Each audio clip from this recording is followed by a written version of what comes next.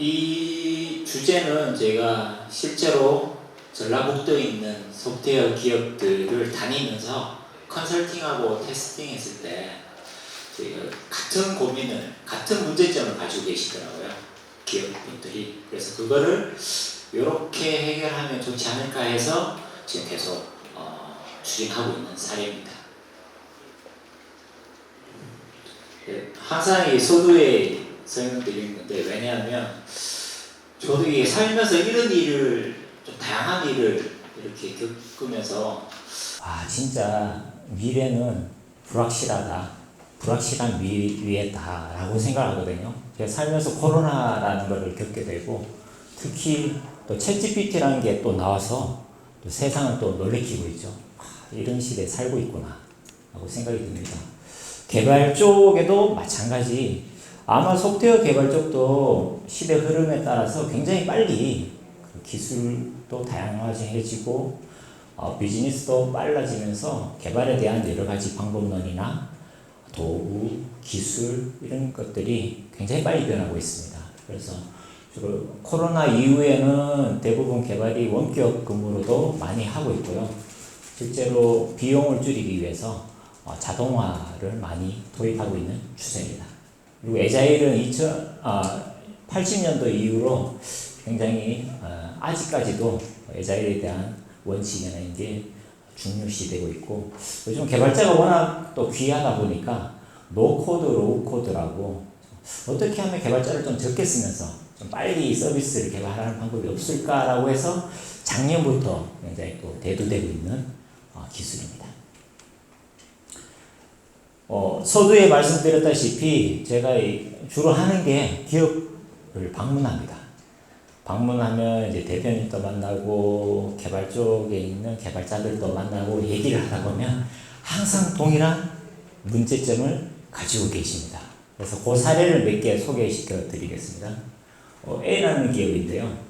개발자의 이직은 오늘 내일 일이 아니고 항상 있어 왔어요. 어쩔 수 없죠. 더 좋은 데 가거나 회사에 또 다른 쪽에 또 러브콜이 있거나 또 이 연봉을 올리기 위해서 이직을 하게 되는데, 어떤 한 기업에 갔습니다. 그 기업도 마찬가지로 이제 개발자 한 분이 이직을 하게 되는데, 그 개발자가 프로젝트를 2년 동안 혼자 개발한 거예요. 이제 인수인계를 합니다. 근데 이게 산출물이 없습니다. 이 산출물이 제품과 또 안 맞아. 읽는 산출물 맞아. 그러면 인수인계를 할 수 있는 방법은 한 가지, 소스코드로 이제 인수인계를 하게 되는데, 소스코드도 자기가 개발자들이 보통 개발하고 한 달 지나면 왜 이렇게 짰는지 잘 몰라요. 그래서 어쩔 수 없이 새로 그 2년 프로젝트를 접고 새로 개발해서 작년에 다시 개발하시더라고요. 이런 게 한두 개 기업이 아니라 좀 비일비재하게 발생합니다. 그리고 또 다른 기업인데요. B라는 기업입니다. 이게 소프트웨어 기업에서 가장 먼저 저희가 좀 보는 게 소스코드 관리거든요. 기업에서 이 자산이라고 할 수 있는 게 물론 사람이 중요하지만 소스코드도 굉장히 중요한 자산이기 때문에 그거를 어떻게 관리하는지를 눈여겨보는데, 아직까지 이 소스코드를 시스템을 안 쓰는 회사들이 종종 있습니다. 그러니까 자기 PC에만 가지고 있는 거죠. 공유도 잘 안 해. 그럼 그 개발자가 아파서 병원을 가면 이게 대응할 수가 없는 거예요. 고객의 대응을 못하는 정도.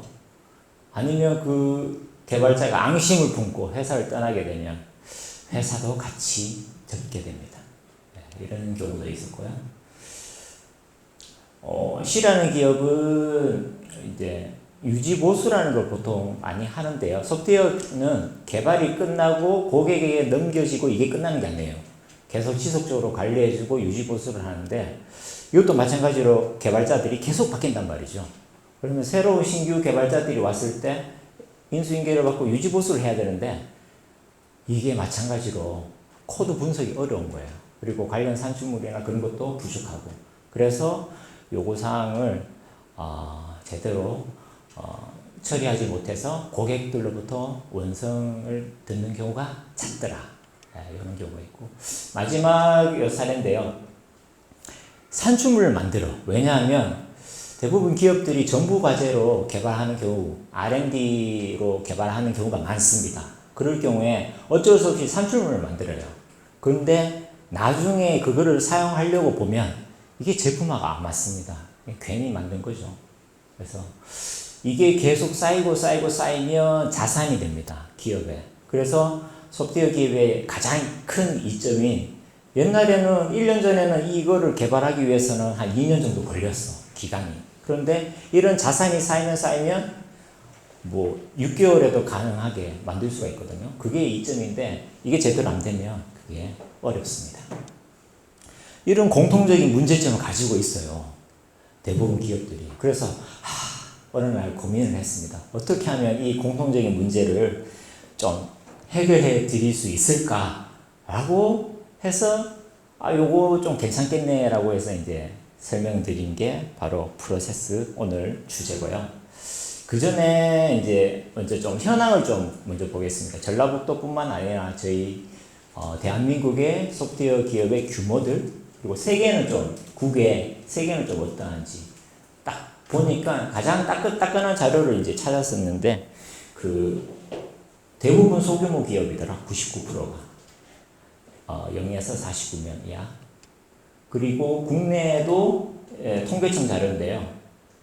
거의 10인 이하가 63%, 50인 이하는 96%. 지역에 다니다 보면 대부분 10인 이하입니다. 소프트웨어 기업은. 10인 이상은 좀 큰 기업이에요. 지역에서는. 이런 작은 기업은 좀 특징이 있어요. 그냥 좀 큰 대규모 이제 대기업과의 이제 차별점이 있는데 가장 큰 거는 소기업과 대기업의 차별점인데 좀 계획이 좀 부족하죠. 좀 그때 일 들어오는 대로 즉시 좀 처리하는 그런 부분이 많고 특히 위험 노출이 많습니다. 경기가 안 좋으면 회사가 힘들어지는 게 당연한 거고요. 그리고 좀 지금 마지막에 보이는 인적 자원 중심, 사람 중심이 좀 커요. 그래서 사람이 좀 핵심 개발자가 빠지게 되면 휘청거립니다. 이런 특성이 있습니다. 그래서 이거는 BSC라고 기업들을 좀 평가하거나 좀 특징을 볼 때 4가지 관점에서 좀 보자라고 해서 경영 쪽에 있는 지표인데요. 고객 인터페이스, 재무, 내부 비즈니스 프로세스와 학습 이런 걸 이제 쭉 보니까 소기업의 경우에는 고객과의 접점이 굉장히 가깝다. 그러니까 고객이 바로 연락해가지고 이런 거 개발해 주세요. 이런 거 더 추가해 주세요. 라고 변경이 굉장히 자주 일어나는 거죠. 그리고 재무나 자원 차원에서는 일단은 용역이나 과제 중심으로 하다 보니까 무조건 일정하고 비용은 딱 픽스가 되어 있습니다. 그 안에 무조건 맞춰야 되는. 그리고 학습이나 성장 쪽은 아무래도 좀 교육에 대한 부분이 좀 미흡하기 때문에 좀 부족할 수밖에 없고요. 내부 비즈니스 프로세스는 아무래도 프로젝트 관리나 그런 프로세스가 있는 게 아니라 일단 개발하고 보자 라는 게 좀 집중되어 있다고 보시면 됩니다. 그러면 고객 입장에서는 좀 불안한 거죠.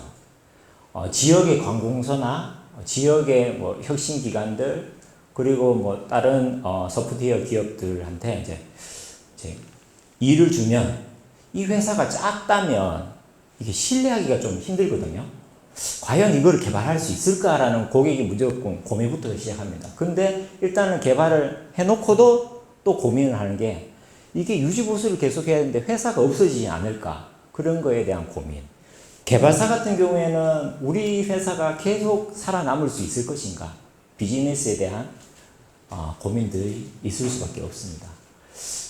이런 고민들을 좀 신뢰할 고객은 좀 기업을 좀 믿을 수 있게끔 하고, 개발사에서는 우리 회사를 좀 체계적인 그런 프로세스에 의해서 좀 고객에게 신뢰를 줄 수 있는 그런 게 없을까? 바로 이제, 그게 이제 요거죠.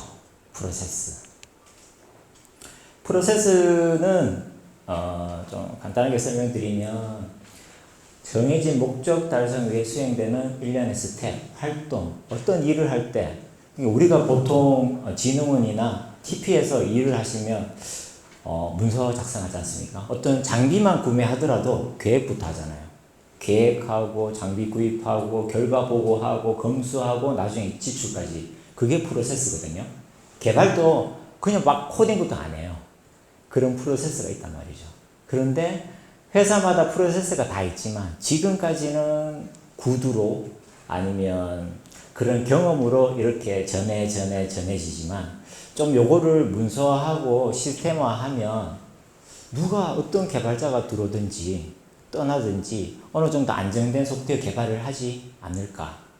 그런 게 가능한 게 요 프로세스의 힘이라는 겁니다. 그래서 프로젝트와 프로세스를 간단하게 설명드리면 프로젝트 안에 프로세스를 통해서 프로젝트를 완료를 하거든요. 근데 프로젝트마다 성격이 좀 달라요. 어떤 A라는 프로젝트는 요구사항 정의하고 설계 쪽을 나누지 않고 하나의 설계로 들어가고 바로 구현 테스트를 한다면 B라는 프로젝트는 요구사항 정의를 한 다음에 이 프로젝트는 설계가 좀 중요해. 그러면 그 설계를 구조와 상세로 나누게 됩니다. 그리고 구현 테스트를 하게 되고 그리고 C라는 프로젝트 같은 경우에는 요 과제는 상세 설계하고 구현을 같이 하자라고 했을 때 이렇게 프로세스를 가져가는데 요즘 많이 이제 예전부터 이제 나온 에자일은 이 주기가 반복 주기라서 2주에서 3주 단위로 빠르게 이렇게 돌아가는 거죠. 요구사항 정의, 분석, 설계, 구현, 테스트를 2주 단위로 가는 게 에자일이다.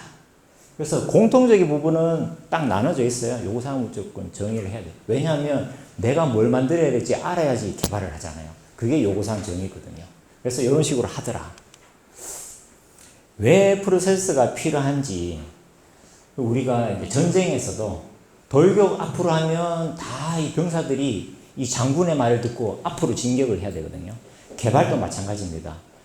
프로젝트를 성공하려면 그 개발 팀장이 돌격 앞으로 하면 다 일사불란하게 프로세스에 맞게 이게 앞쪽으로 가야 되는 거죠. 저 옆에 그림처럼 일직선으로 그 목표를 향해 가야 되는데 이게 프로세스가 조금 부족하거나 사람이 왔다 갔다 거리면 일로 가는 사람 절로 가는 사람 커뮤니케이션이 제대로 안 돼서 앞쪽으로 가지 못한 겁니다. 그러면 생산성이나 효율성이 떨어질 수밖에 없습니다. 그리고 나중에 굉장히 이제 문제점이 발생하고 급기야는 프로젝트 일정이나 일정을 이제 지킬 수 없는 경우가 되는 거죠. 프로세스가 그냥 프로세스를 뭐 적용한다고 해서 되는 거는 절대 아니고요. 좀 이런 요소를 적절하게 반영을 했을 때 이게 좀 잘 돌아가게 됩니다. 그래서 중요한 거는 프로시저가 있고 가장 중요한 건 여기 사람이죠. 그걸 프로세스를 실제로 운영하는 사람이 제일 중요하고 이게 잘 돌아가게끔 도와주는 역할이 저기 도구 시스템이라고 합니다. 네. 프로세스를 가지고 있다면 다양하게 좀 활용을 할 수가 있어요. 물론 뭐 앞쪽에 말씀드린 뭐 고객에게 신뢰도 줄 수 있고 여러 가지 이점이 있지만 프로세스가 있다면 그거를 심사를 통해서 파악을 할 수 있어요. 우리가 뭐가 부족한지, 뭘 잘하고 있는지. 부족한 거는 보완하고 개선할 수가 있고요. 만약에 이게 없다면 뭐가 부족한지도 모르거든요. 개선도 못하고. 그리고 협력업체 만약에 어떤 큰 단위의 프로젝트 같은 경우에 뭐 혼자 개발하지 않는 경우가 있어요. 뭐 두 개의 참여 기관이 같이 하거나 그럴 경우에 어떻게 하면 참여 기관이 좀 좋은 회사를 좀 선정해서 같이 이 프로젝트를 완료할 수 있을까라고 할 때 이 프로세스를 적용할 수 있습니다. 이 회사가 어떤 게 강점이 있고 제대로 정말 잘 이 프로젝트를 소화할 수 있는지를 평가를 할 수가 있는 거죠. 그런데 대부분의 지역의 소프트웨어 기업은 소규모라고 했잖아요. 10인 이하예요. 근데 프로세스라고 하면 굉장히 무겁다고 생각하거든요. 왜냐하면 기존에 엄청 무거웠어요.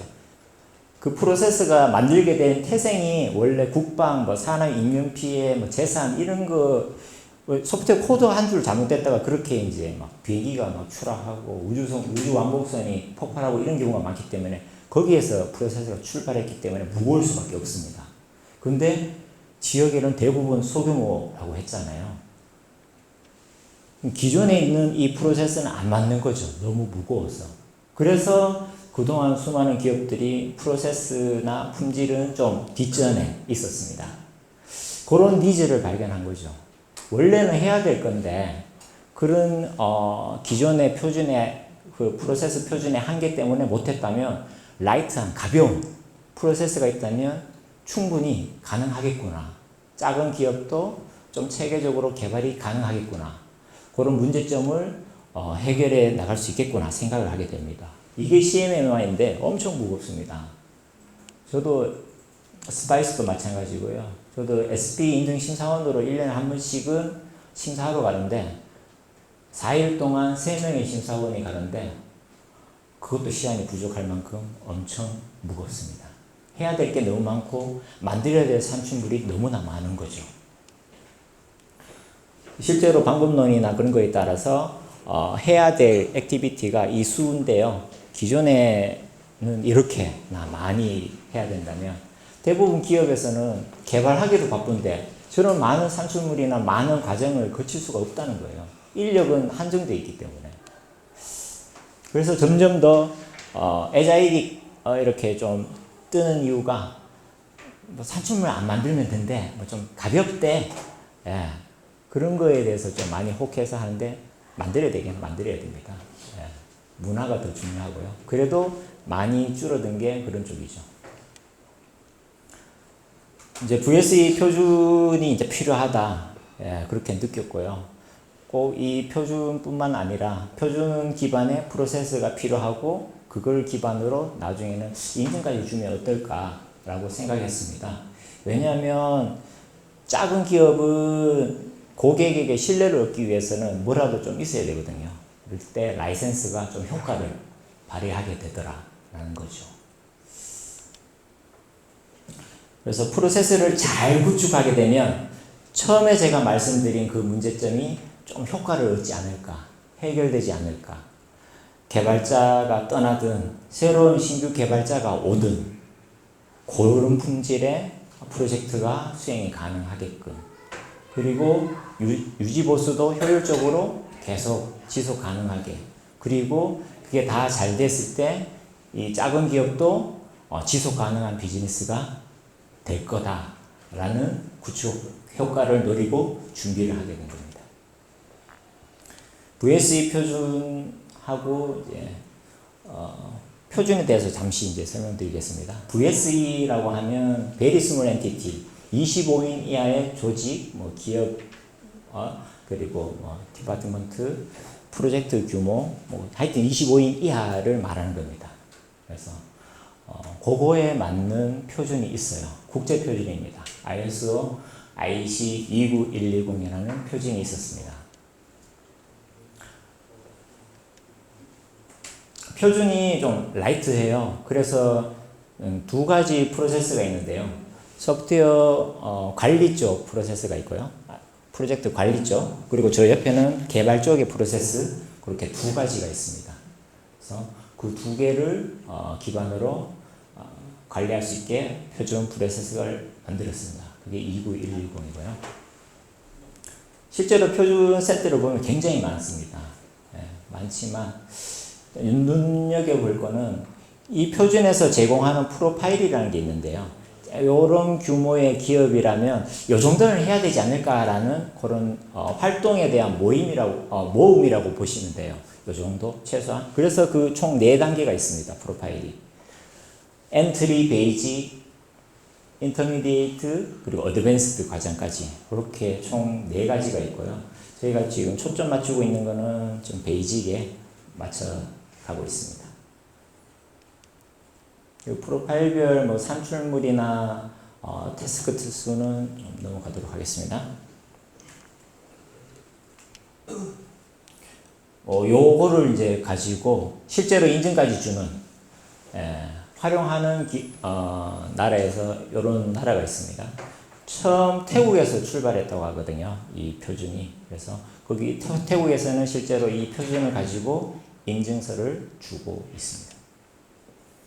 그러니까 전주진흥원에서 그 표준 기반으로 평가 모듈을 만들었고요. KTL 한국산업기술시험원하고 협력해서 KTL에서 그 인증 기간이 돼서 인증서를 주게끔 올해부터 스타트를 했습니다. KTL은 자체 그 인증 마크가 있거든요. KTL 마크. 그래서 거기에 하나의 카테고리로 VSE 29120 VSE 인증을 넣었습니다. 그래서 지난달이죠. 지난달에 지역 기업, 전라북도에 있는 기업 중에 한 군데를 이제 인증하러 갔었습니다. 그래서 좀 더 이제 이 표준이 어떤 건지를 좀 더 들어가 보면 베이징 모델인데요. 아까 전에 뭐 4단계가 있는데 그 중에 이제 베이징 모델인데 베이징 모델의 프로젝트의 관리는 어떻게 이제 할까라고 했을 때 산출물 수와 뭐 롤 그 역할 수가 있는데 그냥 이제 이 중간에 있는 이제 활동에 대한 프로젝트 관리에 대한 활동을 크게 보면 총 4가지가 있어요. 프로젝트 계획 쪽. 고객으로부터 이런 거 만들어 주세요부터 시작하거든요. 그럼 그걸 받게 되면 계획부터 들어갑니다. 프로젝트 계획하고 계획을 했으니까 그 계획대로 실행하는 거죠. 실행하고 이게 잘 되는지 모니터링하고 그리고 프로젝트를 종료하는 과정 이렇게 되어 있어요. 굉장히 심플합니다. 그래서 조금만 더 들어가서 그러면 누가 뭘 할 건지까지 표준에 만들어 놨어요. 그래서 이거를 그냥 그대로 가져가서 회사에서 표준 프로세서로 그대로 쓰면 될 만큼 그렇게 잘 만들어져 있습니다. 그래서 그 표준을 보면 처음에 계획 수립 단계에서는 뭐부터 하는지 보면 업무 기술서를 리뷰부터 한다라고 되어 있어요. 누가? PM하고 WT 워크팀이. 그러면 입력 산출물은 고객으로 맡은 업무 기술서가 될 거고요. 완료가 된 출력 산출물은 당연히 검토를 했으니까 검토된 업무 기술서가 되겠죠. 이런 식으로 그냥 프로젝트 관리에 대한 게 이렇게 순서대로 이렇게 딱 되어 있습니다. 당연히 해야 되는 거. 만약에 이게 있다면 개발자가 한 3년, 4년 정도 개발하게 되면 어느 날 대표님이 이렇게 얘기해요. 이번 프로젝트 하나 신규로 들어왔는데 한번 PM 맡아볼래? 라고 하면 개발자가 좀 한 번도 해본 적이 없는데 어떻게 해야 돼요? 라고 했을 때 얘만 있으면 이거대로 하면 되네? 과거에 그런 데이터 가지고 공부하면 된다는 거죠. 이게 없다면 그게 쉽지가 않다는 겁니다. 개발 쪽도 마찬가지로 좀 간단하게 되어 있습니다. 에자일이 저도 굉장히 좋아합니다. 소규모 기업에서는 에자일에 대한 이런 원칙이나 문화들이 좀 스며들게 되면 그 이직이 굉장히 좀 심하거든요. 제가 작년에 갔던 기업이 올해 다시 가보면 담당자가 바뀌어 있어요. 굉장히 그런 경우가 굉장히 잦습니다. 그래서 이 에자일을 이렇게 계속 이렇게 공부하고 배우면서 이런 좀 좋은 문화가 지역에도 좀 많이 퍼뜨려졌으면 좋겠다라는 개인적인 그런 바람도 있고요. 그래서 에자일 쪽은 한마디로 이런 거죠. 큰 일을 작은 일을 많이 하는 작은 팀이 협동함으로써 이룰 수 있다. 그러니까 큰 일을 이제 하기 위해서는 일을 쪼개면 된다는 거예요. 쪼개가지고 그거를 이제 완료하면 나중에는 이 큰 프로젝트가 완성되는. 그래서 반복 주기가 있고 이 주기가 있거든요. 에자일 같은 경우에. 그게 이제 핵심이라고 할 것 같고, 에자일을 좀 도입해서 자체적으로 좀 개발 문화를 좀 개선하고자 하는 기업들이 전라북도에도 좀 몇 개 있습니다. 에자일의 스크럼 기반에 좀 해보는 기업들도 시도를 해보는 기업들이 조금씩 생겨나고 있는데요. 그런 기업의 VSE 프로세스가 어떻게 녹아들지 그것도 가능하다는 거죠. 워낙 VSE 프로세스가 라이트하기 때문에 에자일을 하고 있던 그런 기업에서도 이거를 활용해서 충분히 활용도를 높일 수 있다. 라는 의미에서 이 장표를 좀 준비를 해봤습니다. 그래서 실제로 산출물을 비교했을 때도 거의 다 커버를 하더라, 보완을 할 수 있더라 라는 거고요. 그래서 저희가 하고 있는 일이 기업 방문해서 컨설팅하고 테스팅 하잖아요. 제 주 업무가 그거거든요. 그래서 실제로 작년에도 한 6개 기업에 이 프로세스를 좀 구축해 봤습니다. 그리고 올해도 한 개 기업에 좀 구축을 좀 지원하고 있고요. 그래서 이런 식으로 좀 지원하고 있어요.